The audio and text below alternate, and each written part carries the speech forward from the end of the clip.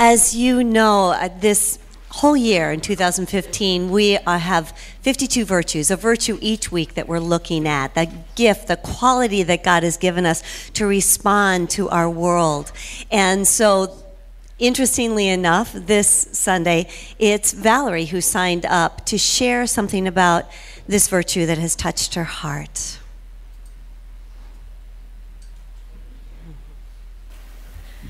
Thank you.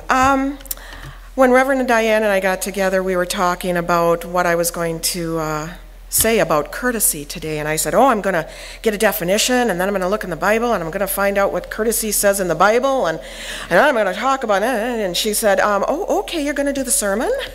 And she said, so I get 1 to 2 minutes to do this, I found out. A definition of courtesy is kindness with manners. And so we all know that to be courteous, you can open up the door for somebody ahead of you or let somebody in ahead of you while you're driving, and that's nice and courteous, and let's keep doing that. But I'd like to take it a little bit higher, a level higher, and go a little deeper with that. And some people, when they're doing the virtues, bring pictures, and some will be bringing music and some paintings. And I brought people today. My best friend Nancy is here from Minneapolis, and it was really hard for her to leave to come down here, but she came for a visit. And talk about courtesy. She is the best friend in the whole wide world, and she embodies courteousness. When I was going through radiation and all that stuff, having surgery, she created a pillow for me, and it was in the shape of a moon that I could put under my arm or under my breast because I had breast cancer, and with soft material. And we worked on the stitching so that the stitching would go inside. And she did me the courtesy of making a couple of them and refining them and making them so perfect that they just fit beautifully. And now she has a company called Moonlight Pillows, and it has stretched over thousands and thousands of women get them, and many of the big universities and hospitals now carry her Moonlight Pillows. So because of that one courtesy, it just expanded. And my dear husband is the other show and tell I have.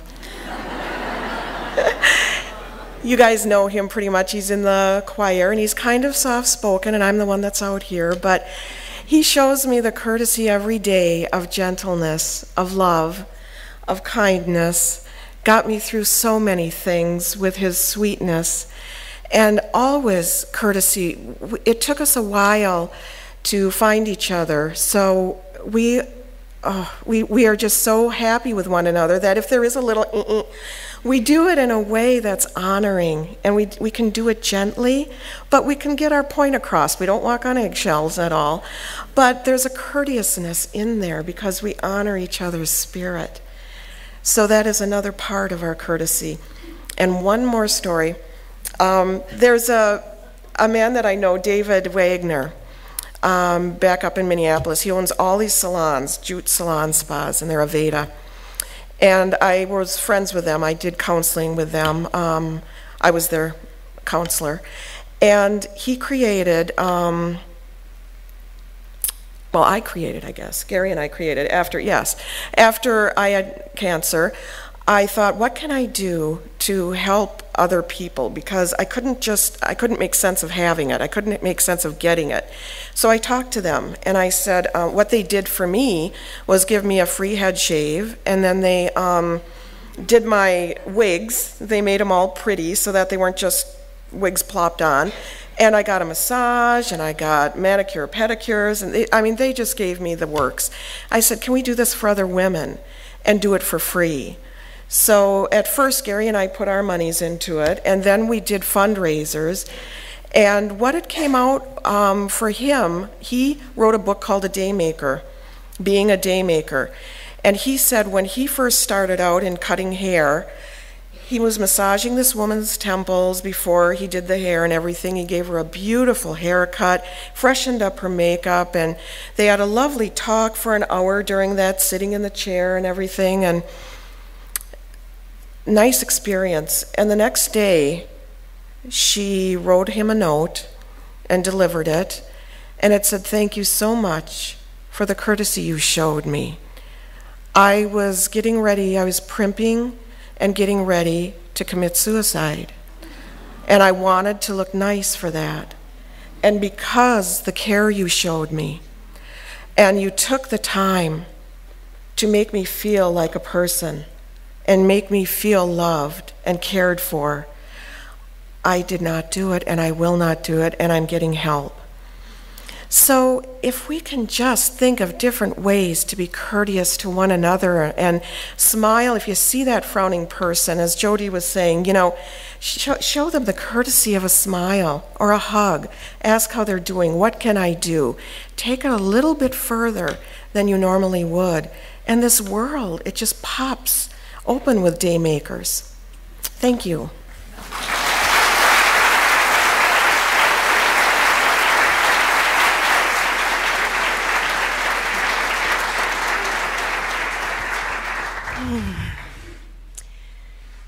It takes courage to respond to life with courtesy.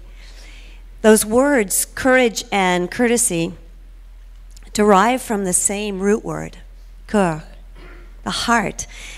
It's the heart, the love of God within us, that enables us to respond with centering poise to whatever happens, whatever is before us. I want to ask you right now, how many of you are here? Just with a show of hands. And those of you who did not raise your hands.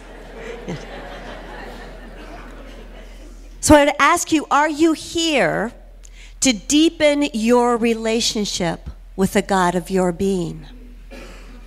Are you here to practice the presence of God in your lives?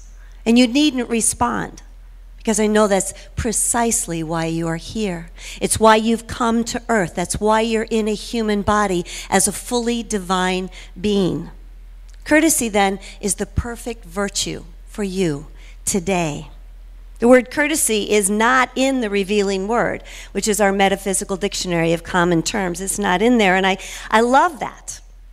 Because what that means to me is that courtesy is actually indefinable. We can infine it. It has an infinition, but actually it is those appreciative small graces that you and I can show one another, because courtesy is the way that we demonstrate our faith, that there is only one presence and one power active in the universe and in our lives, and we demonstrate that with others when it seems like things are out of balance or there is a discontinuity of some kind. So courtesy reaches across, and it allows us to have good manners. And granted, according to our cultures, good manners mean different things in each culture, and yet it's always a caring way of being. We can greet others. We can use please and thank you and excuse me and hello and goodbye. And Roanoke, they would invariably, when you would leave the room, you'd leave the store, you would go out the door, you'd say, "Y'all have a nice day now, you hear? Have a blessed day. Have a blessed day." When you and I practice courtesy, what we do is we either do or say something kind just for the heaven of it. And it is so disarming. It's shocking. When someone cuts you off in traffic and you, rather than blessing them in some other way, hold them in the light. They feel that radiance. So when we practice courtesy, it's the proverbial golden rule, that we do unto others as we would have them do unto you, had they been traveling and moving at the speed of God and knowing that.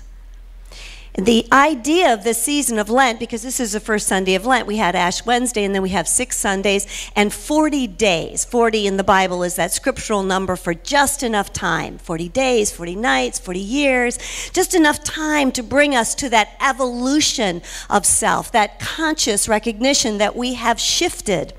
And so Lent is a season wherein we get to demonstrate our choice to be healthier in mind, body, and soul as we move into God realization and in awaken in God consciousness or unity consciousness.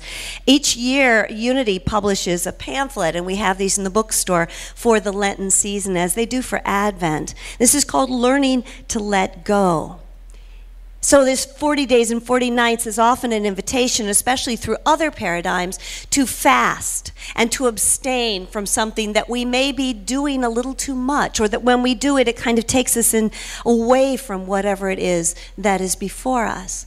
To move into that and to spring forth. Lent is from the word Lent is from the Anglo-Saxon word for spring. And when we look at the Germanic root for the word spring, what we see is the word long. And so in this season, what happens is spring's days begin to elongate. And so as spring is to the season of new and expanded life, then Lent is our time to extend our spiritual practices. Our time to reach out, to encourage, and to enthuse others with Christed essence. And so it's a perfect thing that on this very first Sunday of Lent, we have courtesy in our hearts and our minds. In John 10:30, there's this scene where Jesus said something very bold and brassy. He said, I am the Father, I am Abba, I am God, I am the mothering presence of all that is. I and the Father are one. In response to that, the crowds, the people around him picked up stones to kill him. Because according to what they understood to that point, that was blasphemy. And now he said back to them, he said, is it not written in your law that you are gods? It was a great insight. Jesus is here as the example of what it is to carry this Christ consciousness that's in you, your hope of glory, to have people realize that we are not any longer to stay in this mistaken place about our identity, about who and what we truly are. You are, in fact, the light of the world. You are, in fact, here to shine and to live according to that divine identity that is a truth of you, even though we go through the ups and the downs, the conditions, the situations of living life. Even though we wear human bodies, that we, as humans being, are divine at core. And it's that truth, that spirit of truth, that lifts each and every one of us up. It is not something just for some. The ideal at Easter then is that we experience, you and I experience that God realization and actually live as the vessels of Christed essence that we are. Lent is, that's that acronym, L-E-N-T. So let's experience new thinking. Let's embrace the New Testament of our lives. Let's encourage and enthuse one another to have a new thought about that and to live in that truth that sets us free. So Lent is such an essential, rejuvenating process that our co-founders and our co-founder, Charles Fillmore, who was the really prolific writer of the two, because Myrtle was sitting basically in lotus position praying and holding us all up in consciousness. Charles wrote a book, Keep a True Lent, just for this season. And what Keep a True Lent is about is your Eastering process. This year, we are looking at our sharing circles for this Lenten series that we're doing these next 6 weeks is Mark Nepos' Finding Inner Courage. Because it takes inner courage to actually live as a disciple of love. Huge inner courage. Letting go of the drama, letting go of the story of why it is that we act otherwise. In the presence of someone who practiced courtesy, we feel valued and we feel appreciated. So I'd like for you right now, if you would, just turn to your neighbor and say, howdy. Howdy. There you go. And I want you to take a moment very quietly, having had that moment of, whoo, effervescence.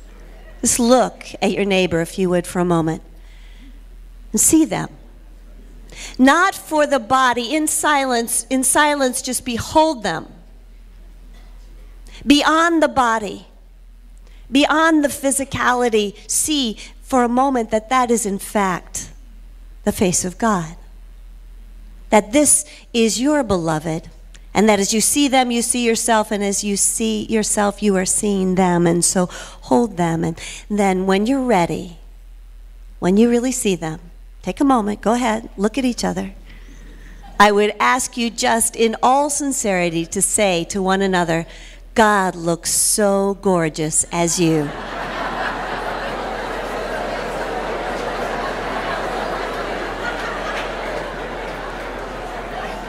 God looks so gorgeous as you. Just take a moment to shake that person's hand. Shake their hand. Because it's a brave thing they're doing by being here on the earth plane.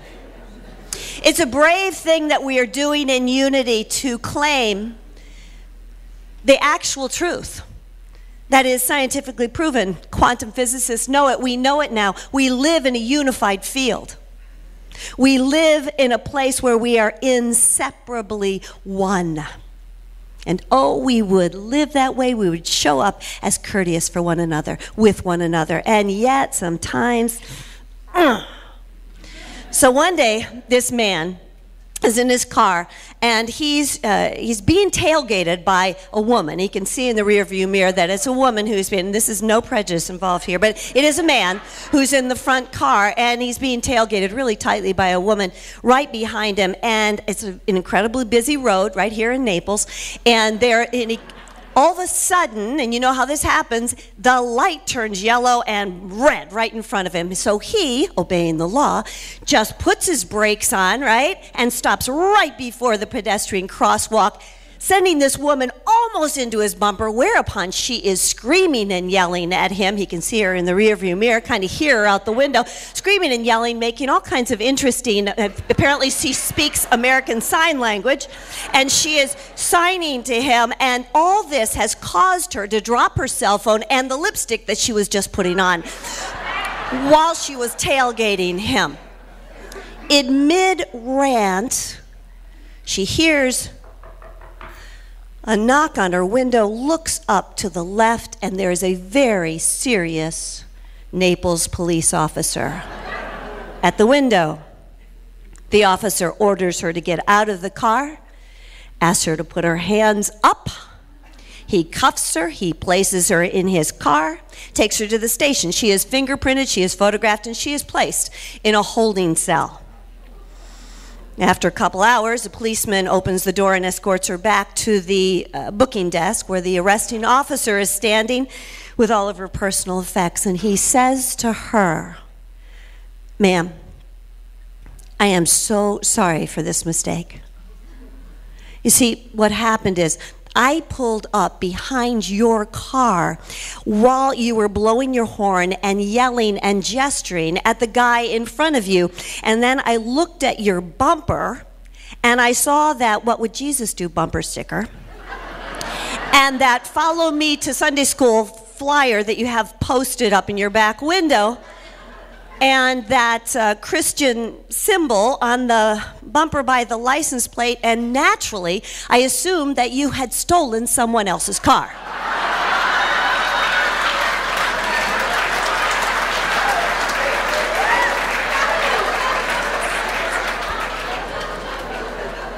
So let's just notice, she was not being courteous. The virtue of courtesy is a spiritual quality. That spiritual quality is within you. You have all that you need to respond to everything as a spiritual matador.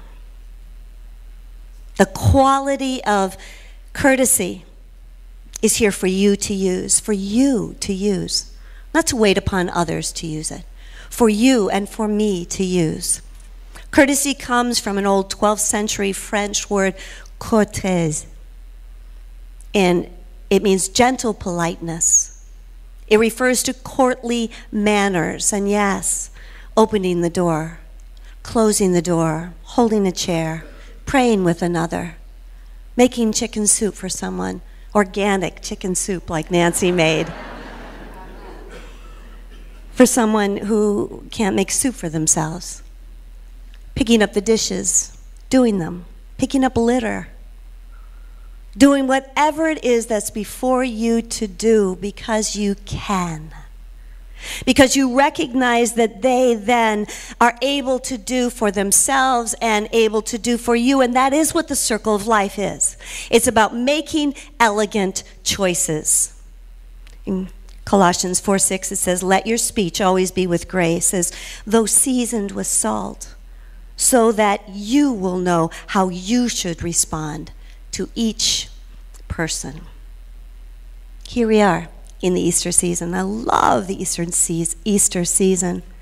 There are broad sweeps of promise and encouragement that come with the Lenten season, and they come right into our lives. It's an opportunity to follow this loving example that we have in Jesus, the loving example we have in the mastery consciousness that you actually already carry. You were born with it in the image and likeness of God. And anyone who has ever told you otherwise just didn't know.